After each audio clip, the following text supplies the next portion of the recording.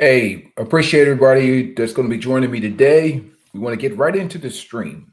And we're hearing this term used a lot, black fatigue. It's been put out in the universe. Some people say it's white people complaining. Some people say it's black people just fed up and tired of being associated, branded, and labeled with individuals that have no respect for themselves, no respect for community, no decency, or no humanity in general. And you're being associated with them purely based on the color of skin, not the content of your character and your individual behavior. And that's causing a lot of rift out here today.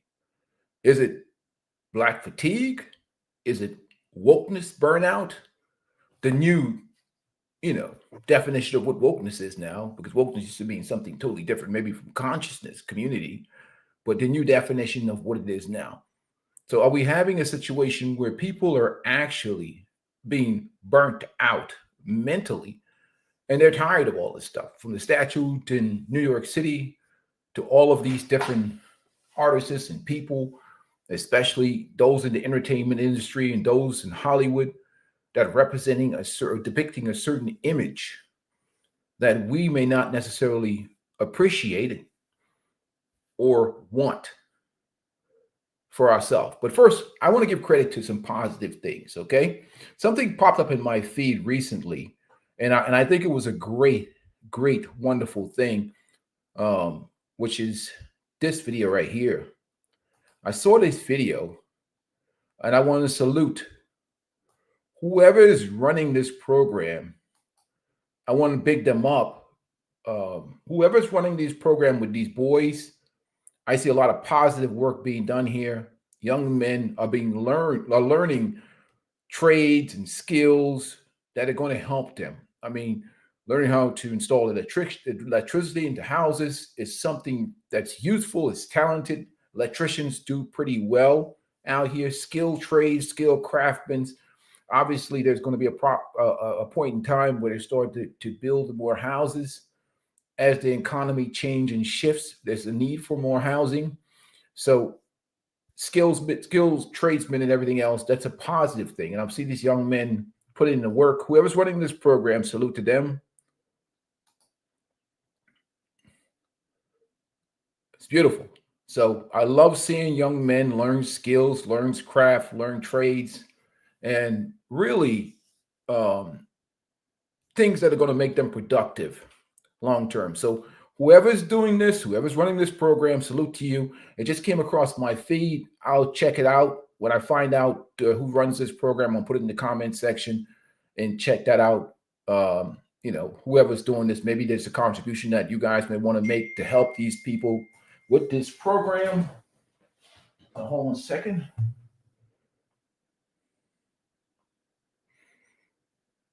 Yeah, ridiculous. Anyhow, but whoever's running this program, salute to them. Let me get that off the screen. And of course, we have to get our inspirational message of the day. And who we get it from? None other about the value of hard work. Again, America has many of its problems. America has many issues. America has many problems. But one thing for sure in America, hard work is respected everywhere. People that are legitimately trying to make a living, working hard, busting their ass.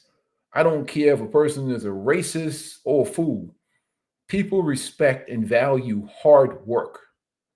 Now, you don't have to like the messenger, but the message itself is solid. So salute to Brother Farrakhan for this message out here for those people who think or feel entitled to other people's crap.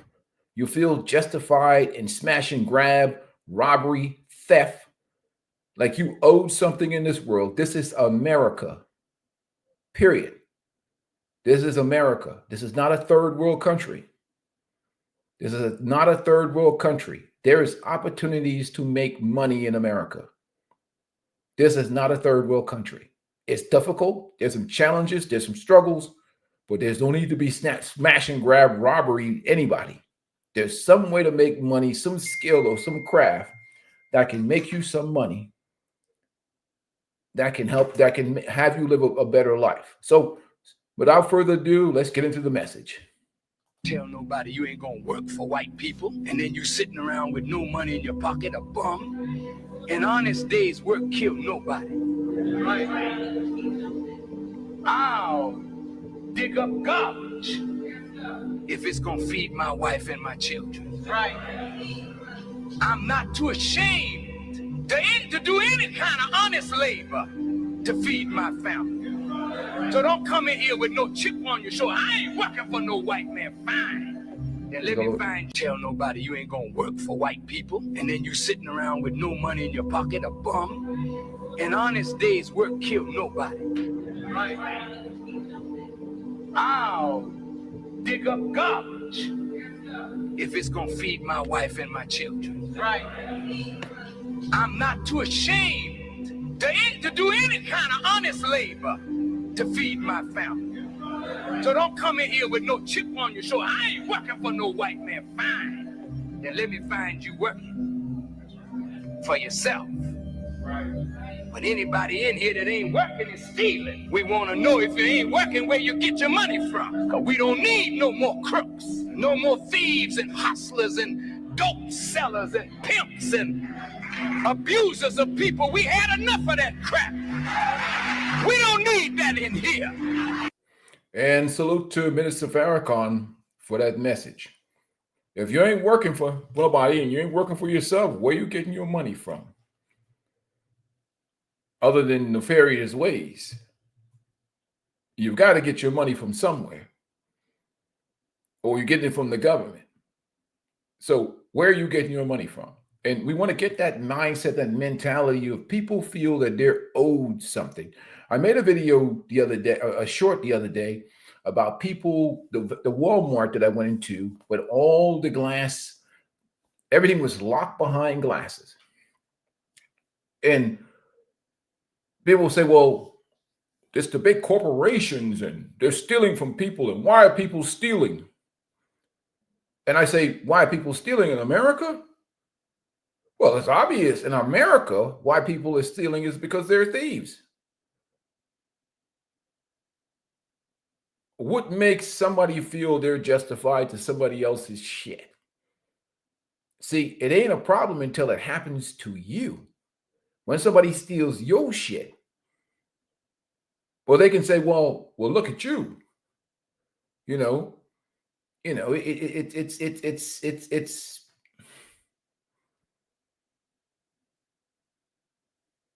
it is what it is.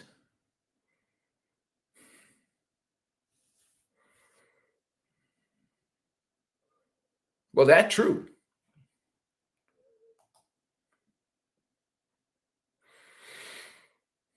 He said, never forget how drugged Weil is part of a CIA mission to crack black families. Well, again, there were many different types of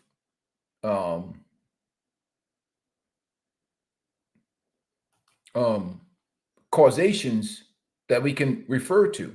But I think the thing that cracked the black family quicker was the Great Society and the welfare state. The Great Society and the welfare state. That was the thing that cracked the family. Because it doesn't matter. If you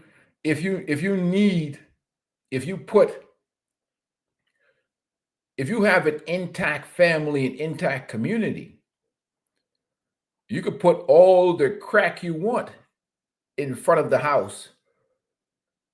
If anything, people are going to call the cops. So if you don't have community and you don't have family, and you replace community and family with the welfare state, it's easy for people to infiltrate. It's like the church. If you don't have men around, strong, intelligent men around, anything can go. So there's one aspect of that, but again, there's another aspect of who's really leading. Uh, you know, who's really leading that community, and what things were done systematically. Many made the arguments that years ago that, I mean, we talk about with the Great Society, we'll say that LBJ LBJ was one of those guys on a Democratic ticket that was one of those Southern racists, and his design and his plans to control and manipulate the black community through his welfare and social programs. So I think it's a deeper meaning because it's really easy to do things to a community that has been weakened a certain type of way. So it's easy to manipulate a community that's been once you drink from the poisonous swamp, it's very difficult to withstand the pressures of further manipulation. And that's a problem. But we see this conversation now about black fatigue coming out. Maybe many think that, okay, this is some type of setup for them to do something, or planning to do something, or planning to ostracize or ignore any of the issues or problems that exist in that community. It's that, well, whatever you think, that's your opinion. Like I said, I speak for myself. That's your opinion. Who cares? Let me put your comment up here. At the end of the day, that's your opinion. I speak for myself. Don't have to speak for foundational Black Americans. I speak for myself as an individual, period. And one thing okay, so let me ask you a question. Does Minister Farrakhan speak for foundational Black Americans? Let's hear what Minister Farrakhan has to say. Tell nobody you ain't gonna work for white people, and then you sitting around with no money in your pocket, a bum. In honest days, work kill nobody. I'll dig up garbage if it's gonna feed my wife and my children. Yeah. I'm not too ashamed to do any kind of honest labor to feed my family. So don't come in here with no chip on your shoulder. I ain't working for no white man. Fine. Then let me find you working for yourself.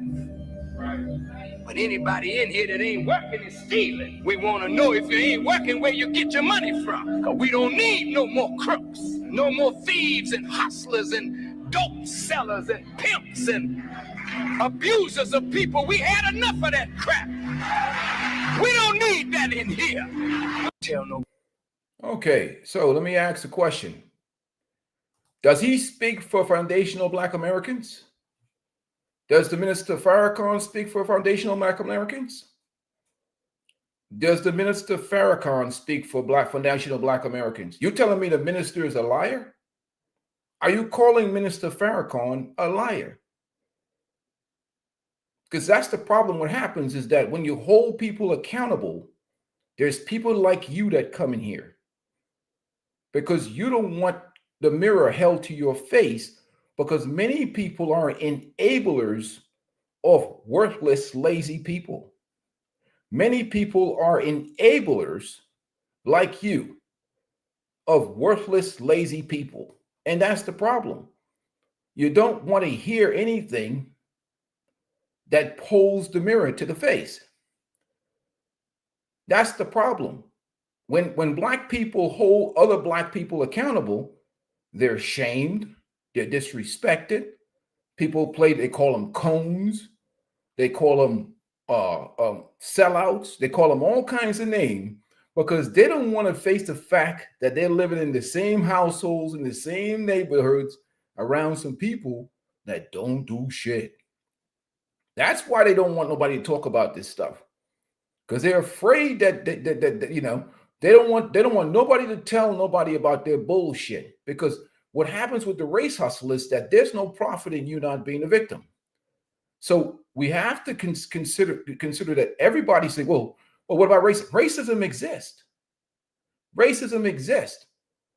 But is racism the reason why you suck? Is racism the reason why you suck? Racism exists. But let's have some individual talk about accountability, why you suck as an individual. Is it because of racism, or is it because you as an individual is terrible? And that's the problem with this collectivist thing, because we never hold people accountable as individuals. When we put that individual, when we point that one, okay, let's talk about you. So what do you do? Why haven't you taken advantage of opportunities that were available for you? Black people, never forget black. Okay, let's talk about black people later. Let's talk about you. There was an opportunity here the other day. Why did you take that opportunity? They don't want to talk about that. Why? Because that would require them to be held, their foot held to the fire as an individual. And they don't want to do that. They want to talk about racism. They want to talk about, all the things outside of themselves.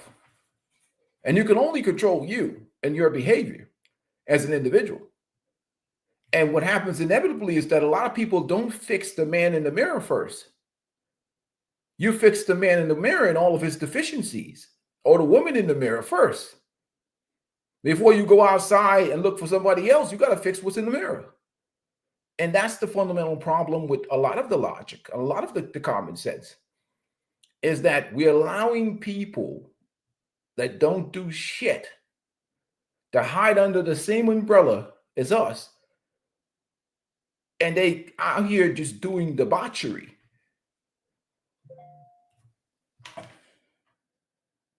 Hold a second.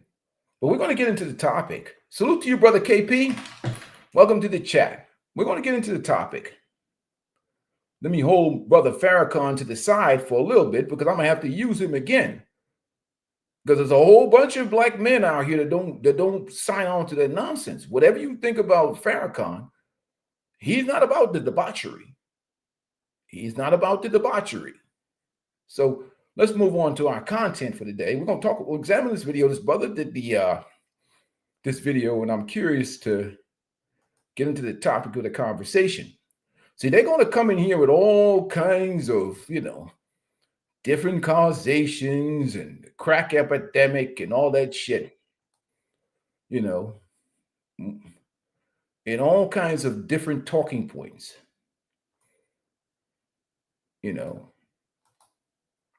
copy. There we go. Where we put it? Let me make sure I give this brother some credit right here. Night Talk.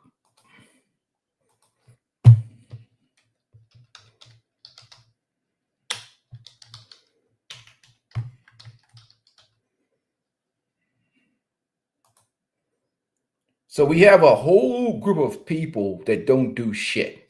Race hustlers, community leader talkers, and whatever else. And I played the clip of the young brothers that were learning how to do electrical work. And we're doing positive things. And I have to find a link to whatever program those young brothers are a part of, and whoever is helping mentor those young men to do productive things in society. Not sit around here making excuses about why you can't do nothing or why you can't make money. Let me remove my brother from the scene, put this, and let's move on to the next.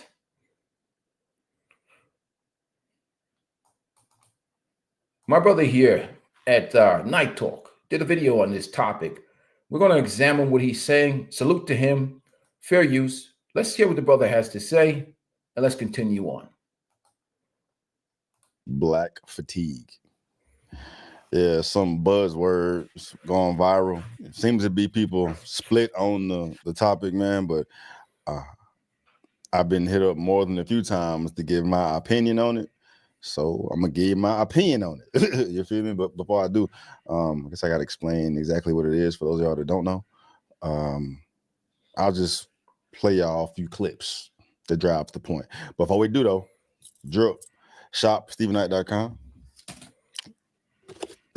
My book available for y'all's purchase, man, and my self-development online community. It's called You. It's for you, for anybody that needs motivation or want to get motivation, man. Pull up. But yeah, black fatigue. Here we go. Black fatigue is a thing. Newsflash. White people don't want to live around ratchet black people, and black people don't want to live around ratchet black people. I mean, it's nothing like going to the Walmart on a Sunday morning, and then you see the bonnet crew walk in. Loud, obnoxious, the kids are everywhere, in every aisle, unattended, and that's anywhere you go. No matter what, they're highly emotional, highly sensitive. You can't say nothing. You can't even smile and hold the door for them because they'll look at you like you're crazy. And always the victim of something. Either you stepped on a shoe, you looked at them wrong, you told them good morning. They're never happy, they're never satisfied. And you wonder why normal, good black people move out of the hood as soon as they start getting successful. There's a growing sentiment, most recently, of individuals who are proclaiming they do have black fatigue. And you don't have to be a non-black person to have black fatigue. What does that phrase actually mean? Essentially, black fatigue is a growing weariness of the actions of the quote unquote black community. But it goes deeper than that because we are in 2025 now, and we are being judged based on the content of our character and not the color of our skin.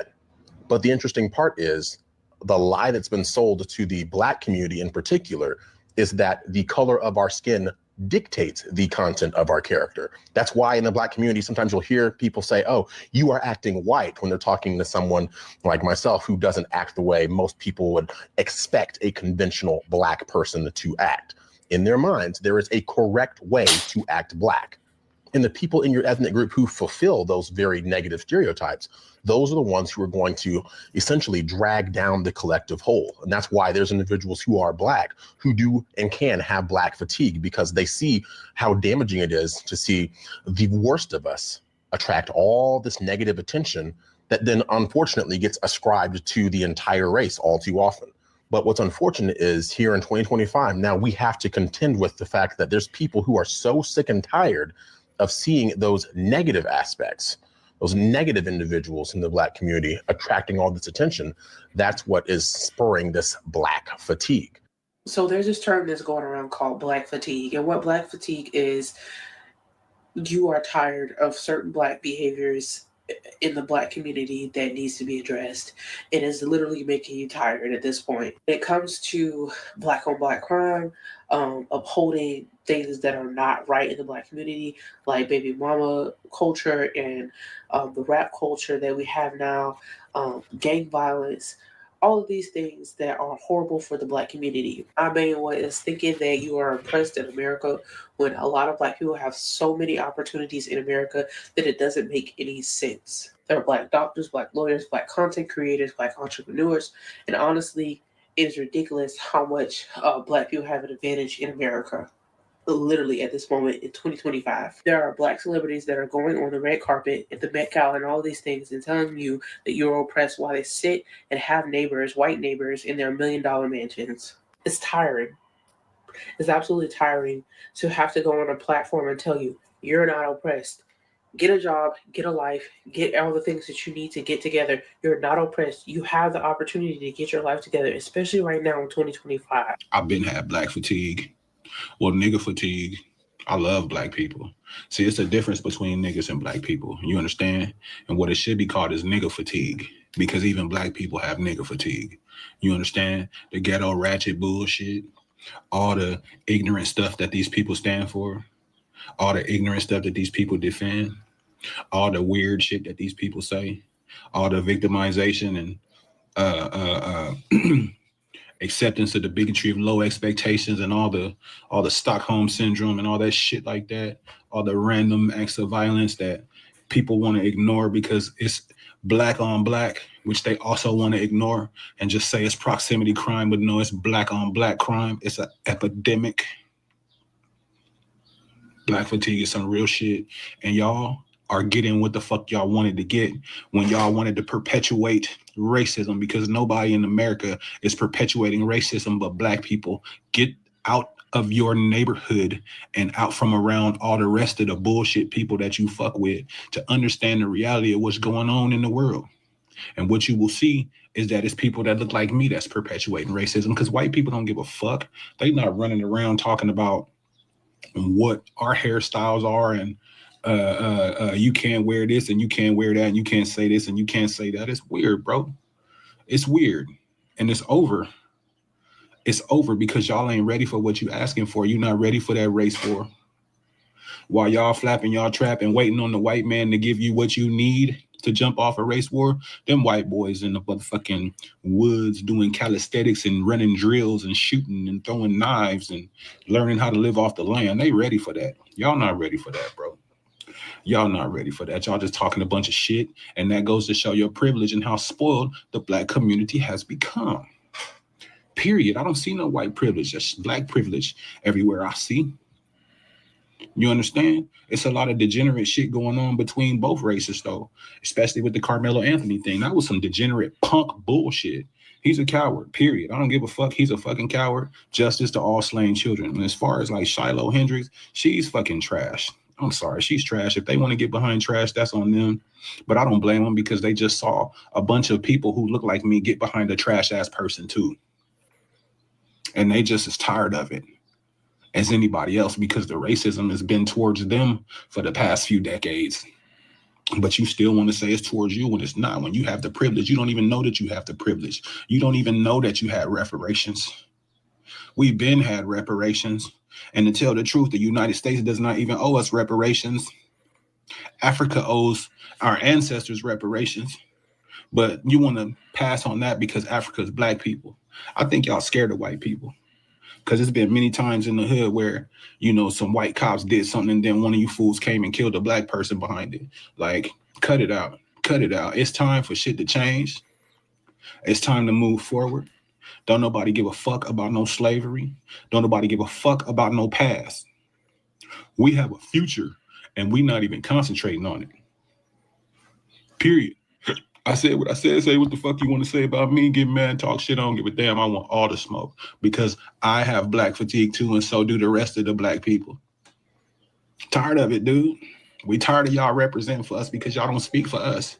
Y'all don't think like we think. Y'all don't do what we do. As a matter of fact, you do us worse than you do white people because we in proximity to your bullshit. I don't know. I said what the fuck I said. Hey, your last boy was cooking. With grease. He had that pot hot, boy.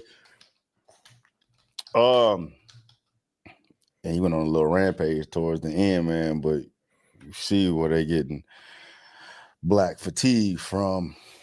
And you know, I wasn't being entirely honest. I'm familiar with black fatigue, bro. And because going through these videos, man, I'm thinking like, what is going to be the opposition's angle? Like, how can you argue what they're describing? It's just the stigma on the black community that generalizes the black community, bro. Oftentimes is what people outside the community think first before they even decide or judge who you are. Right? He black, so he loud, he gonna rob me. He from the hood, he ghetto, he a deadbeat. You know what I'm saying? He probably gonna shot somebody, gonna go to prison. The stigma, bro. All the negative shit that comes from black culture that the black community gets generalized with. Like, how can you argue that? Right? Right? How could you argue that? But I know what the angle is gonna be, man, because this wasn't black fatigue, the word at least. It has a different definition. All right. This isn't a new word. The black fatigue is a victim word initially. It was how black people are tired of being oppressed. Essentially. Let me see if I look up the goddamn definition, bro. Black fatigue refers to the physical, emotional, and psychological exhaustion that many. All right, let me stop that for a second. So we heard different comments about what it really means, and you can tell even from this brother right here, you know, some people just get tired, man. And they get tired because it's like people are just feel like they're interlinked. And when they do ridiculous things, it's almost like it's like they're speaking for everybody. When in reality, they're really just acting as individuals, many of them, not as a collective, just individual behavior. And it gets old. And that's what you see now. So really, it comes down to ninja fatigue. And black people are tired of it. I'll be honest with you. I think black people are worn out completely. And I just wanted to really play this video because I saw it by the brother, you know. And yeah, but you know, he's saying we're tired. You know, and people call you all kinds of names because the moment you start, see, the thing about it was changed in the culture now is they've gotten rid of shame. So, you know, like anybody, like remember when the sister Felicia Rashad said something the other, what, a month and a half or 2 months ago, and how they jumped on her. So what happens is now they have censored everybody to the point where if somebody calls out debauchery, they attack them so hard and so heavy and shame them so hard that other decent people won't say anything. Like I know, for example, there's black women who can't stand Sexy Red and the Meg Thee Stallions and all these other women that represent them, or an image, or Glorilla, or anybody else who present the image of them. There's plenty of respectful black women. They just can't say anything. One, the sisterhood is highly feminism, and feminists support sexual liberation, which is kind of crazy because a lot of them, what's going on, my brother Flay? Salute to you, man. And feminism supports sexual liberation. They see it as a form of empowerment with this new version of it. And for them to say anything to Sexy Red, it's like they're going against the sisterhood, because the sisterhood wants to be able to, even though, objectify themselves for profit, right? And they feel like any pushback against the Sexy Red and the Meg Thee Stallions is a pushback against feminism.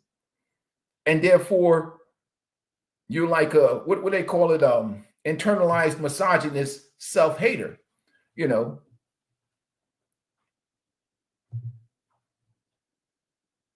Anyhow, move on right along.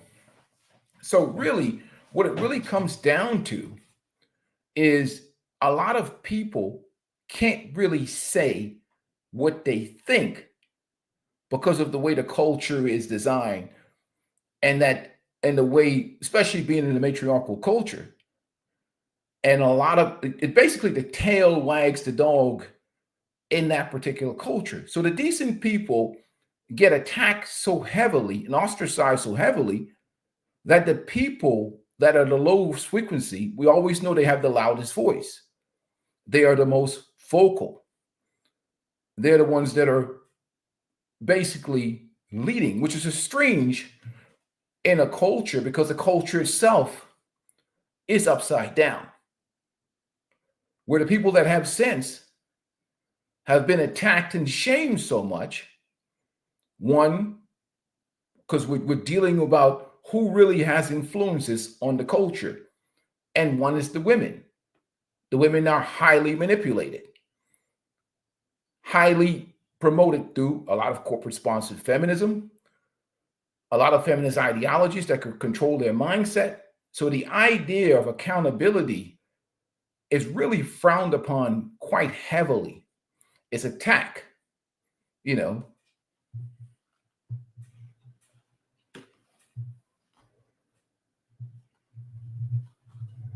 You know, so you really have to look at how that the culture is designed. You know what I mean? And who is really supporting this free-flowing debauchery? The free-flowing debauchery. Because remember, nobody really pushes back, you know, nobody pushes back against any of this. And I always said before, you know, who's really supporting or attacking or supporting those who attack those that speak up is the fundamental question. Who supports those who attack those that speak up? Right? One, you have the panderers in the panda bear community and the race hustlers. Two, we have a tremendous amount of white liberals who make excuses for Black people and their behaviors that are degenerate. They're the ones in Hollywood. They're the ones that are backing people up, blaming everything on racism, when some people are just terrible as individuals, you know.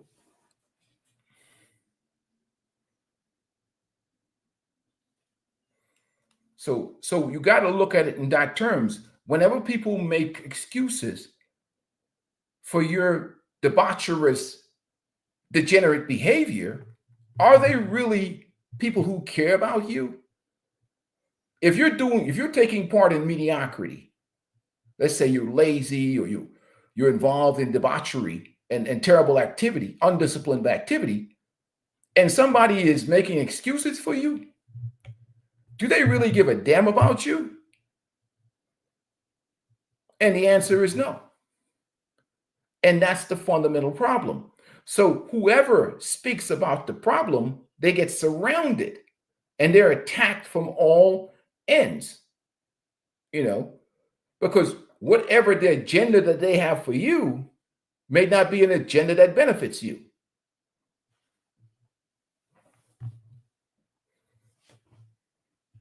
That's true.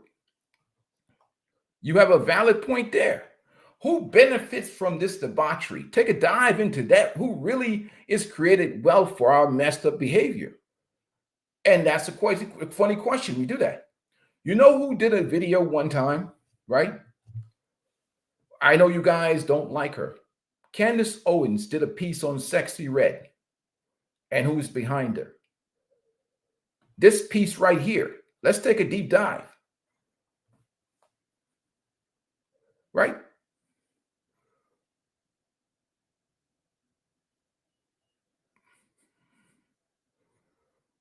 Who is behind it? Let's take a deep dive. The Arab brother over there, and what's his name? Fitzgerald? The president of Gamma Records.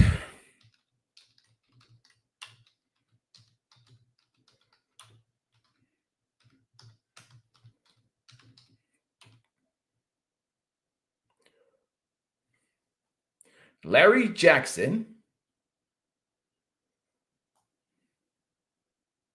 and Ike Youssef.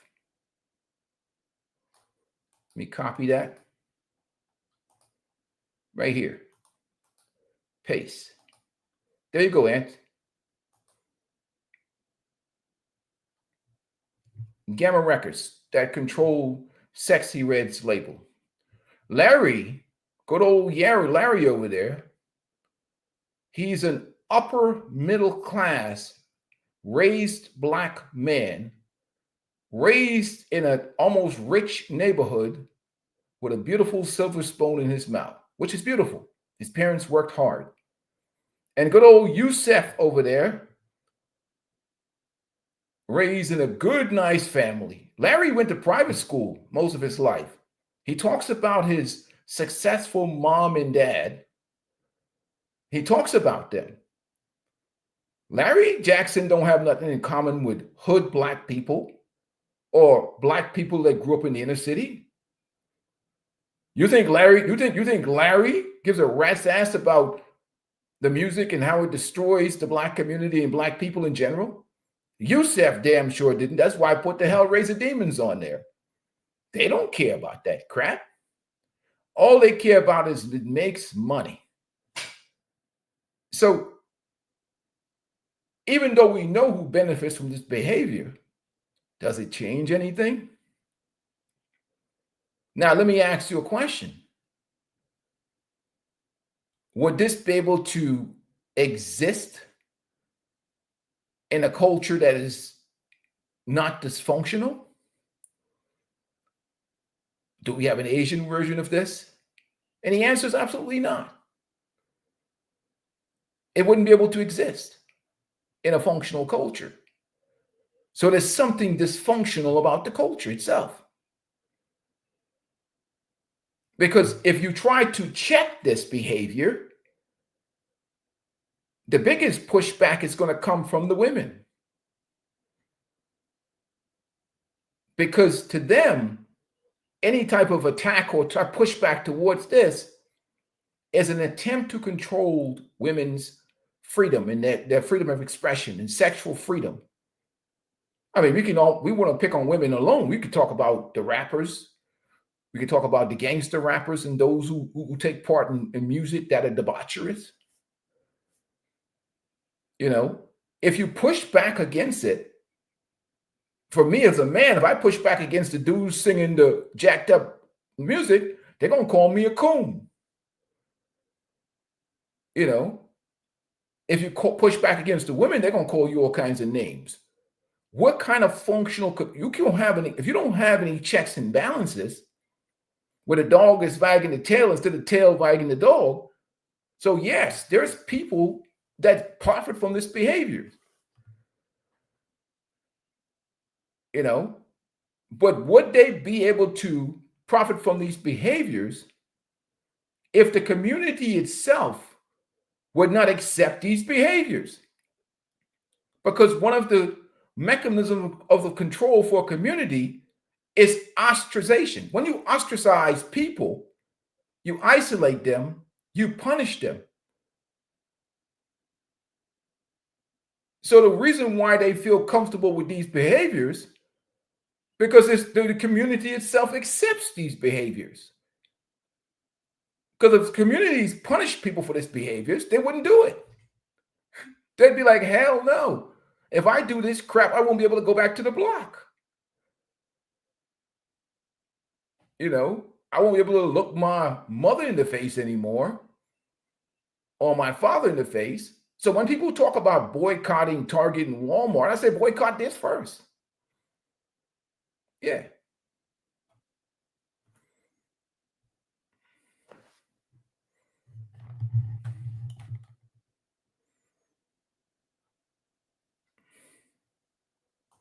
He said, what others do is parasitic. They steal from art. That's not a gift.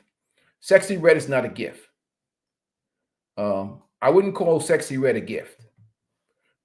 Or anybody that sings music that promotes, anybody that sings or any music or entertainment that promotes self-destruction is not a gift. If anything, it's on some demonic crap. So I don't think that's a reflection, true reflection of our talent. Now, if you're talking about a different type of rap, a more talented, old school, you know, flow, yeah, I'm with that. The brothers are talented. The sisters are talented. But somehow it took a dark turn.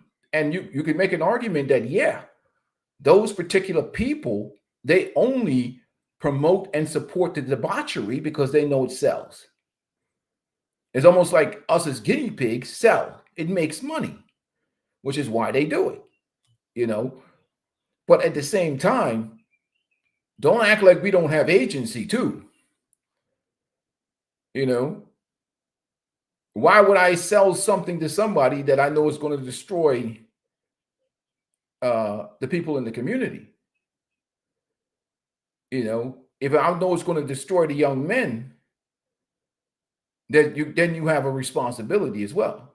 You know what I mean? Like, it's not like we don't know that this type of activity, this type of message, if you're dealing with an environment or community that has like 75% of the kids born to single moms, which was never the case. If people think that it was always this way, if you go back to the 1950s, the Black community had a marriage rate, a two-family household rate of like 85%.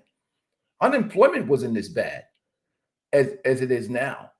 I mean, you're talking about high rate of employment in the community and a high rate of marriages in those communities. People think that the numbers were always bad. That's true. And you're right. They use their talents for bad, like using a knife for violence instead of cutting food. I totally agree. But I would say too, also to your point, the record labels encourage this type of behavior because they know it sells. But the artists themselves, they also have a choice. So my question to the artists themselves, and many of them are trying to get out of poverty, they want the money. Why would you expect some white or Jewish guy or some Larry Fitzgerald, whatever the hell, to care more about your community than you do? Why would you expect some stranger to care more about their community than you do? Why would? That's like caring that McDonald's care more about your waistline than you do. Why shouldn't McDonald's sell us the Big Mac? You know what I mean? McDonald's is not going to care more about your waistline than you. So if you don't care about your community, why would what's his name? Youssef, whatever, and Larry Jackson. What's his name? Yeah, Larry Jackson. Larry Jackson, he might be black, but Larry Jackson was raised in affluent. He's an affluent, raised black man. He had nothing in common with no hood dudes. Black people are not a monolith. You think Larry Jackson gives a rat's ass about what happens in the hood? He was raised in upper class neighborhood with white kids and kids of all different races. Oh, because he's black? Oh, I see.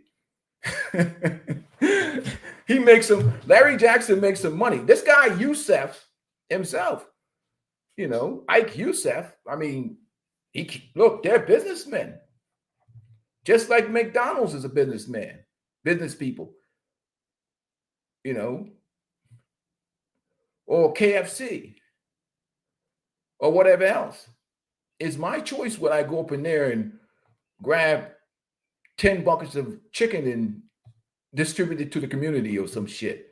You know what I mean? It's a sad situation. And this is the fundamental problem. We want to blame somebody outside of ourselves in 2025. There are factors. There's manipulation. There's factors, there's manipulation. But we always want to blame somebody outside of ourselves. Like this is some third world country and we don't have any choice. Either you do it this way or you don't eat. And that's the fundamental problem. There's manipulation. But I think the manipulation is not as heavy a factor as the thirst for money and quick profits. It's like, I'll give you an example, OnlyFans. We have young ladies of all different races that can't wait till they turn 18 to get on OnlyFans. They can't wait till they turn 18 to get on OnlyFans. The profit behind that is money. At some point, we got to get to the point where you understand some people do shit because it makes money. Not because they're being manipulated by racism, because it's highly profitable. That's why they do stuff. Many of them. There's manipulation. Yeah. There may be some racism in there. Yeah. But the majority reason why people do certain things because it pays a lot of money. The reason why women get on OnlyFans is because it pays profit. The possibility of getting wealthy, being a digital prostitute, is very high. It's more valuable to them than their own self-esteem and self-worth. So many people get into the game of entertainment for the money. That's what it comes down to. Yeah. So that's where it comes down to. And it's not going to change anything. This conversation that I'm having today does not change a damn thing. because people are going to be what they're going to be. They're going to call me all kinds of coon. Uncle Tom, look at you, you bald-headed sellout Negro. Because they don't want to hear this. They don't want to hear what I'm saying. You know. They don't want to hear what I have to say. Yeah. Racism is very profitable. You know what's also profitable? You know what's very profitable too, my brother Daniel Davis? Victimization is very profitable too. Because there's no profit in you not being a victim. I can make money off you being a victim.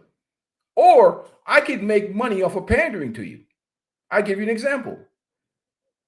Who's the most popular guy that the ladies listen to right now?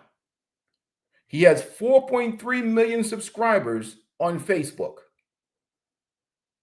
Derek Jackson. Derek Jackson is the most popular dating and relationship advice guru, right? Right? He has 4.3 million subscribers on his Facebook account. What does he profit off of? He profits off of lying to black women, big black women especially, telling them what they want to hear for profit. What does race hustlers profit off? You being a victim.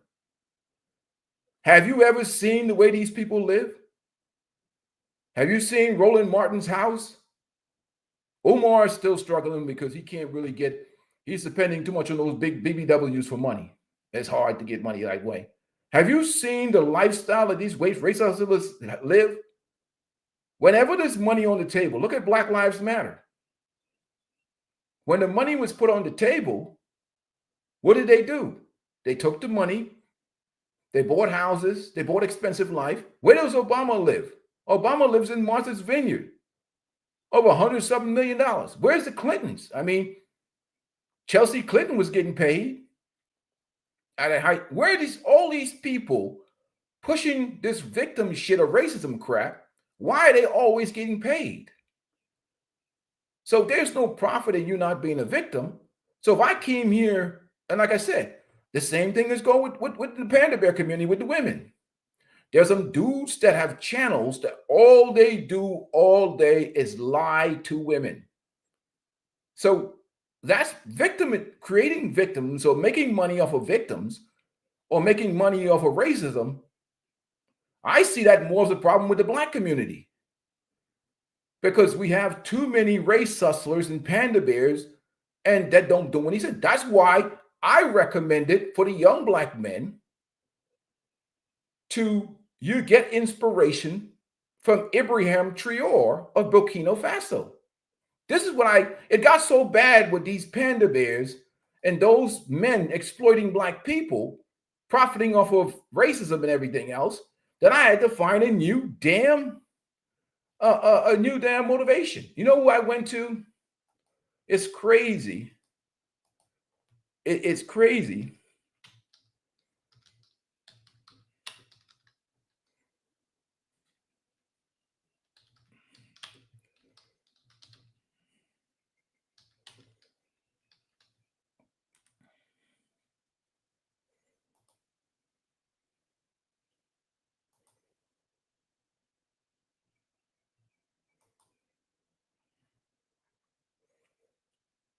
And it got so bad with the panda bear community. And I'm going to tell you right now, it got so bad with the panda bear community. What's his name? It got so bad with the panda bear community that even for the young men,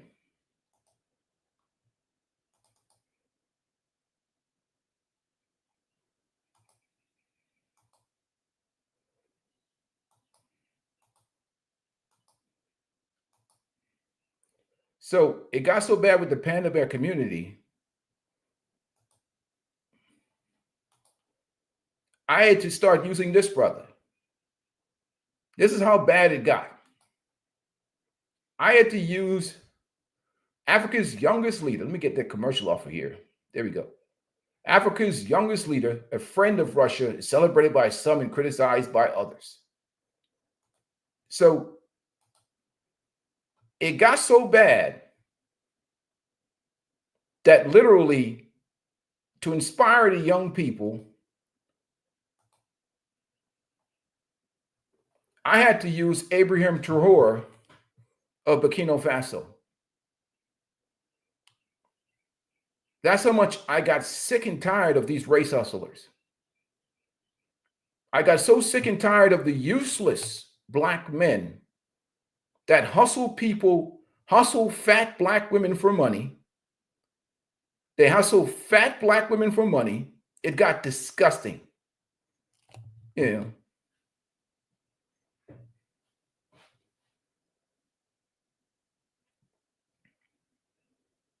But the uniting is not the problem. Is uniting behind who?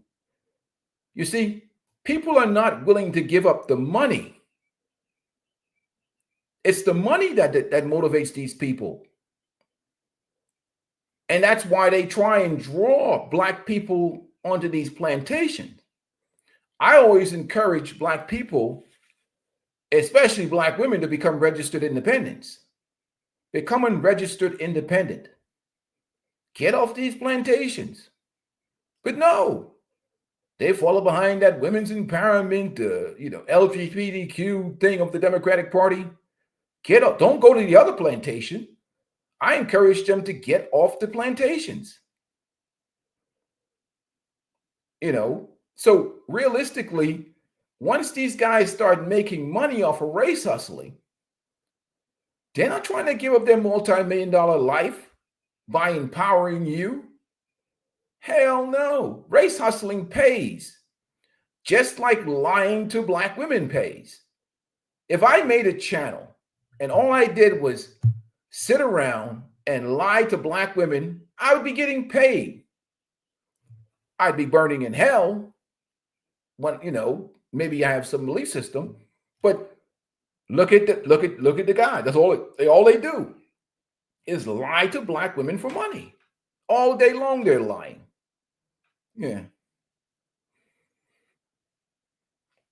True. Yes. That's true. I agree with you on that. But I think the way the manipulation is done with the black community is a whole different, it's like brainwashing. And it's really to control votes. It's bad. It's bad. Well, it's kind of easier too, because we have a matriarchal culture where there's a lot of single motherhood. It's bad in the church too. Like, we have a problem with pimps in the pulpit. That is just horrible. I mean, it's a horrible problem. There's a bad issue with pimps in the pulpit. So we have a lot of people that really exploit black people for profit. It's the horrible thing. So I had to pick for the young men. I encouraged them to seek motivation elsewhere. And Burkina Faso's Abraham Traore is much more of a solid statesman, a solid leader. I just get frustrated when they refer to him as a junta leader. That's annoying. It's time for this guy to be recognized as the president of this country, not some junta leader, not some fake leader. And I think he's a threat to many people, many in the pro-black community, many African leaders that have been stealing from their own people, that have been robbing them blind. So I bring attention to him is because the more he becomes popular, the harder it is for them to take him out.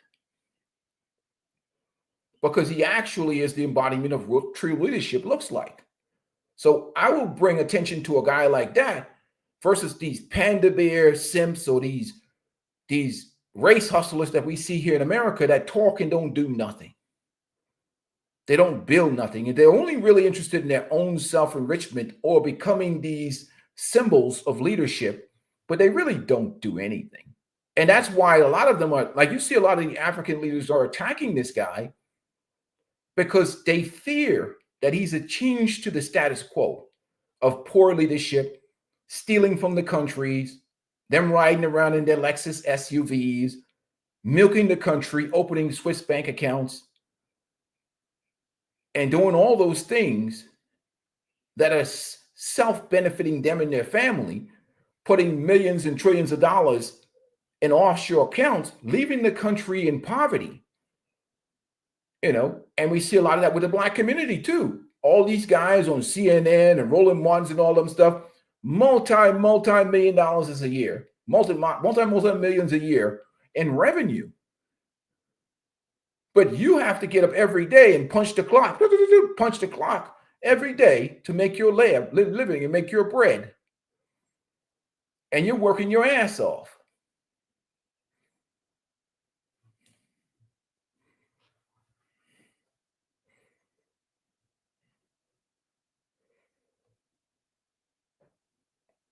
That's true.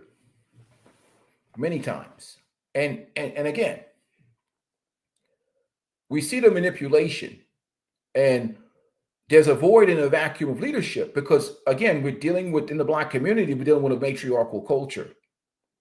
So what happens inevitably is that to be profitable as one of these so-called leaders, they have to pander to the whims of the queens or whatever you call them. You have to pander to what their opinions are. If you want to maintain a leadership, so the men have been compromised.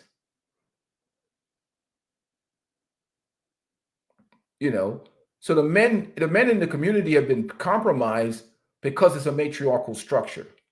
So they can't really speak freely because, again, those women are being manipulated themselves through government empowerment, corporate sponsored feminism, and really mind molested to keep on to the plantation that they're on. So you're going to deal with a woman, you're going to deal with the difficult community itself. But those guys have gotten real clever at playing this game. And it's not a productive game. So again, sometimes inspiration comes from beyond us,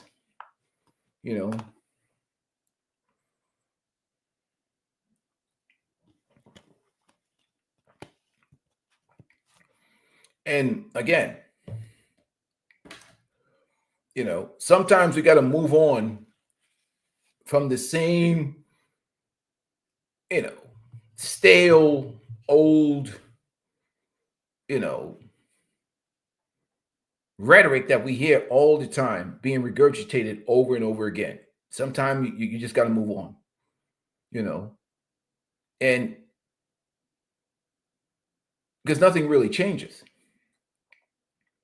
And I'm sorry, but this is where I'm at right now. This is where I'm at. I'm sorry. This is where I'm at. It's gotten old. It's stale. Leave them on their side.